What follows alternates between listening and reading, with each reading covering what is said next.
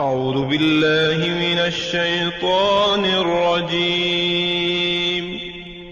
پناہ مانگتا ہوں میں اللہ کی شیطان مردود سے۔ بسم اللہ الرحمن الرحیم۔ شروع اللہ کے نام سے جو بڑا مہربان نہایت رحم والا ہے۔ دا باٹم لائن کے ناظرین کرام، السلام علیکم۔ محترم ناظرین، ہم اپنی آج کی ویڈیو میں حضرت بابا فرید الدین مسعود گنج شکر رحمت اللہ علیہ کی چند کرامات آپ کے سامنے پیش کریں گے جو یقیناً آپ کے لیے دلچسپی کا باعث ہوں گی۔ ناظرین، دہلی میں کوئی شخص رہتا تھا جس کے پاس دولت اور ثروت کے انبار لگے ہوئے تھے، اس لیے اس کے شب و روز شراب اور شباب کی نظر ہو رہے تھے۔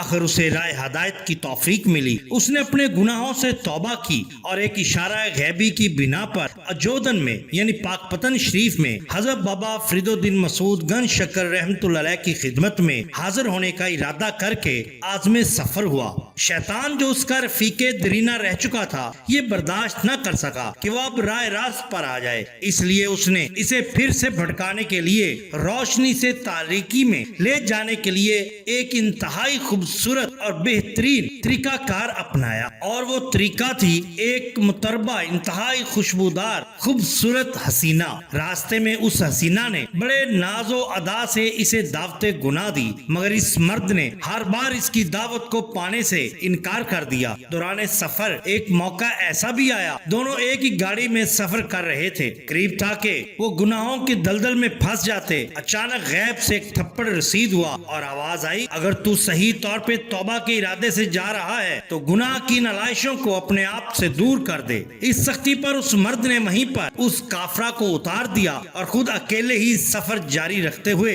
حضرت بابا فرید الدین مسعود گنج شکر رحمت اللہ علیہ کی خدمت میں پاک پتن شریف حاضر ہوا۔ حضرت بابا فرید الدین مسعود گنج شکر رحمت اللہ علیہ نے فرمایا، اس روز اللہ نے تمہاری حفاظت فرمائی تھی۔ بے شک جو لوگ اپنی نیتوں میں اخلاص پیدا کر لیتے ہیں اللہ ان کی خود حفاظت فرماتا ہے۔ اسی طرح بیان کیا جاتا ہے کہ حضرت نظام الدین اولیاء رحمت اللہ علیہ بیان فرماتے ہیں کہ جب میں سر منڈوا کر حضرت بابا فرید الدین مسعود گنج شکر رحمت اللہ علیہ کی خدمت سے ہو کر دہلی میں آیا تو آپ کی طرف سے عطا کردہ کمبل کا خرقہ میں نے پہن رکھا تھا۔ یہ خرقہ پہننے میں جامعہ مسجد کی طرف جا رہا تھا کہ مجھے شرف الدین قیامی نے بلا لیا۔ میں اس کو اپنے مرید ہونے اور خرقہ سے نوازے جانے کے بارے میں بتانے لگا۔ وہ بہت غصے میں ہو گیا، سیخ پا ہو گیا اور حضرت بابا فرید الدین مسعود گنج شکر رحمت اللہ علیہ کی شان میں نازیبا کلمات کہے۔ مجھے بھی برا لگا، حالانکہ مجھ میں اتنی طاقت اور صلاحیت تھی کہ میں اس کو جواب دے دیتا، لیکن میں نے صبر و برداشت سے کام لیا۔ پھر جب میں حضرت بابا فرید الدین مسعود گنج شکر رحمت اللہ علیہ کی خدمت میں دوبارہ حاضر ہوا تو آپ سے تمام واقعہ عرض کیا۔ آپ نے سنا تو قلب پر رکت طاری ہو گئی اور رونے لگے۔ میرے صبر اور برداشت کرنے پر میری تعریف فرمائی۔ آپ کی حالت جلالی ہو گئی۔ اس حال میں آپ نے فرمایا، میرا خیال تھا کہ شرف الدین اس دنیا سے کوچ کر گیا ہے۔ چنانچہ جب میں دہلی واپس گیا تو مجھے پتا چلا کہ جس دن حضور بابا فرید سرکار نے شرف الدین کے بارے میں یہ فرمایا تھا کہ وہ اس دنیا سے کوچ کر گیا، ٹھیک اسی دن شرف الدین قیامی کی وفات ہو گئی۔ ناظرین کرام، حضور بابا سرکار رحمت اللہ علیہ کو ان کی بے بہا عبادت، مجاہدات اور ریاضات کی وجہ سے زہد الانبیاء کا لقب دیا گیا، یعنی کہ نبیوں کی طرح عبادت کرنے والے۔ حضرت بابا صاحب رحمت اللہ علیہ جس زمانہ میں بیابانوں میں مجاہدات اور ریاضات میں مشغول تھے تو ایک دن ان کو سخت پیاس لگی۔ پانی کی تلاش میں ایک کنویں کے پاس پہنچے، مگر وہاں کوئی ڈول یا رسی نہ تھی کہ جس سے پانی کھینچ لیتے۔ مایوس ہو کر کنویں کے پاس بیٹھ گئے۔ اتنے میں کیا دیکھتے ہیں